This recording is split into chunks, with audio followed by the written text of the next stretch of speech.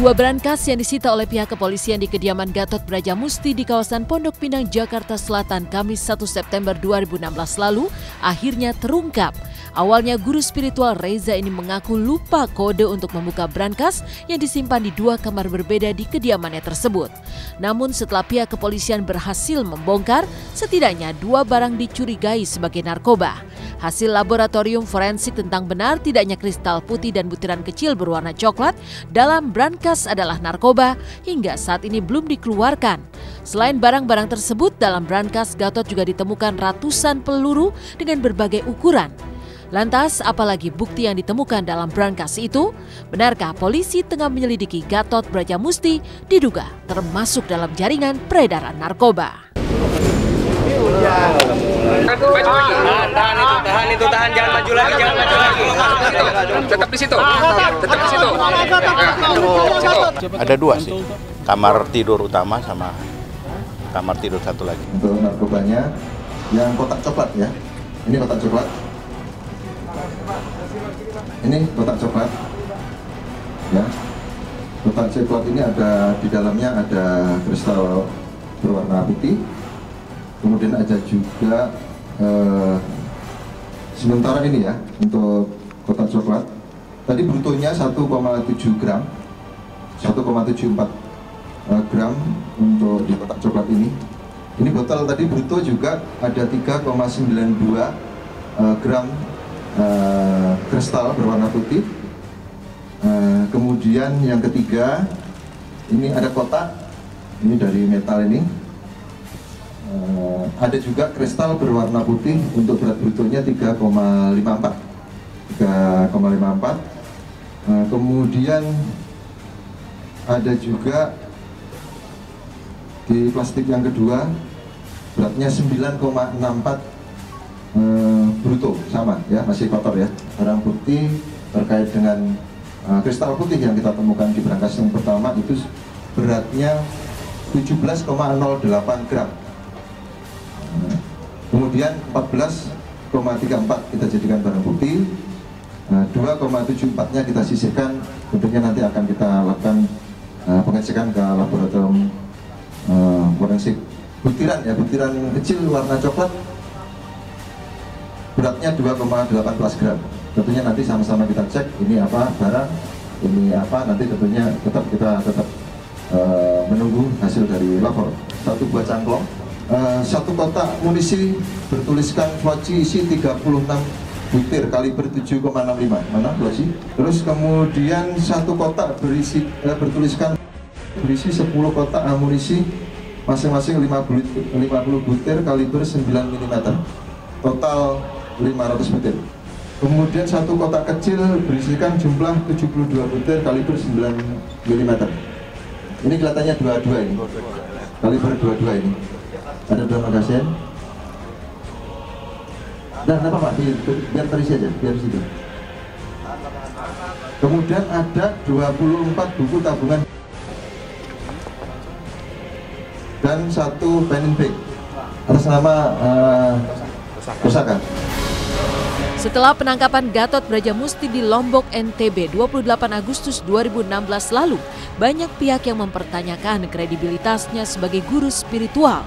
Apalagi beberapa keluarga dari mantan pengikut Gatot mengungkapkan keanehan dalam metode pembelajaran di Padepokan. Mereka bahkan melupakan keluarga saat berguru pada Gatot. Benarkah MUI pun mengambil sikap dengan menganggap Padepokan yang dinaungi Gatot Brajamusti itu sesat?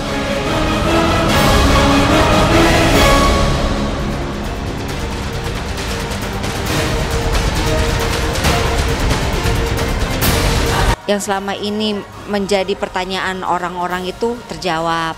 Dengan 5 tahun ini, saya nggak tahu ya ada permasalahan apa sampai dia yang tadinya benar-benar mengagungkan yang namanya Gatot itu sampai jadinya nggak suka gitu loh ya kan. Saya kan, wah ini hebat banget bisa sampai kayak seperti itu.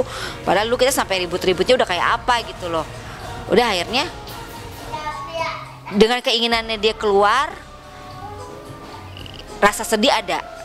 Nangis dia ada, mungkin dia meriwayat apa yang kemarin-kemarin terjadi di sana itu saya nggak tahu ya sampai sejauh apa, karena tipe adik saya itu bukan orang yang mau membicarakan keburukan orang di depan publik gitu. Jadi cukup dia yang tahu, yang penting dia keluar, yang penting dia bebas, itu aja.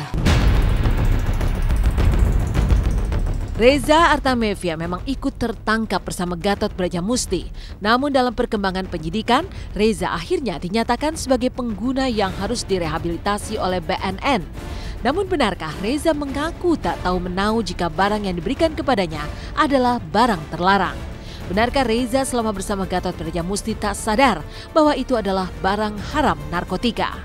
Lalu seperti apa pakar mikroekspresi Kirdi membaca ekspresi wajah Reza Artamevia, juga perubahan fisik seorang pemakai narkoba?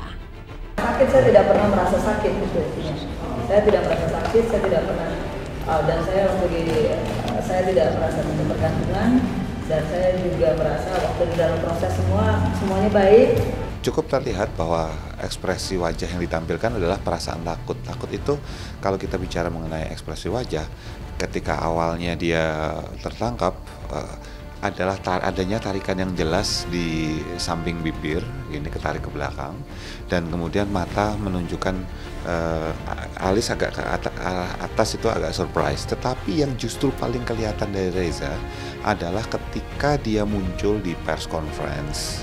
Dan itu adalah perasaan campur aduk antara terlihatnya adalah lelah dan perasaan sedih sebetulnya. Tentu saja kalau kita bicara pemakai narkoba atau enggak, itu ada dua hal yang bisa kita perhatikan di sini. Satu, positif tidaknya ya sekali lagi hanya tes lab, itu pasti. Kita tidak bisa membedakan antara pemakai narkoba hanya dengan melihat kecuali ada beberapa misalnya penggunaan obat-obatan tertentu yang memang sangat terlihat, misalnya ada cekungan mata, kemudian posisi badan, kondisi tubuh itu sangat kurus. Yang pasti sudah ada hasil cek lab ya, bahwa memang yang dikonsumsi itu adalah mengandung zat-zat seperti yang ada di sabu ya. Kemudian Reza sendiri tidak memahami karena Reza bukan taunya itu barang bukan sabu menurut keterangan yang di BAP polisi, tapi namanya aspat. Apa itu aspat? Saya pun nggak tahu, Reza juga tidak tahu. Kalau yang dulu pernah bilang bahwa itu asmat, makanan jin, cara pemakaiannya ya seperti itu, ada bong, ada segala macem.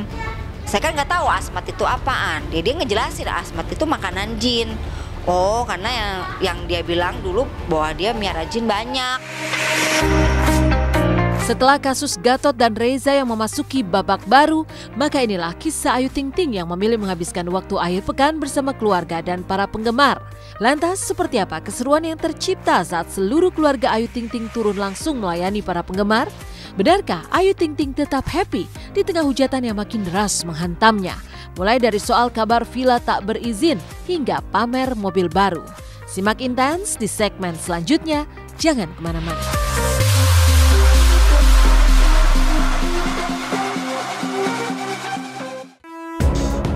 Selamat pagi pemirsa, jumpa lagi bersama saya Elvin Rapa. Meninggalkan misteri kasus Gatot Brajamusti, kita beralih kepada Ayu Ting Ting yang menghabiskan akhir pekan bersama keluarga tercinta dan para fans. Seperti apa serunya saat Ayu dan keluarga turun langsung melayani para fans dan menghibur dengan segala spontanitas yang dimiliki oleh Ayu Ting Ting? Dan benarkah Ayu Razak pun sampai menjatuhkan minuman di tengah crowdednya para penggemar?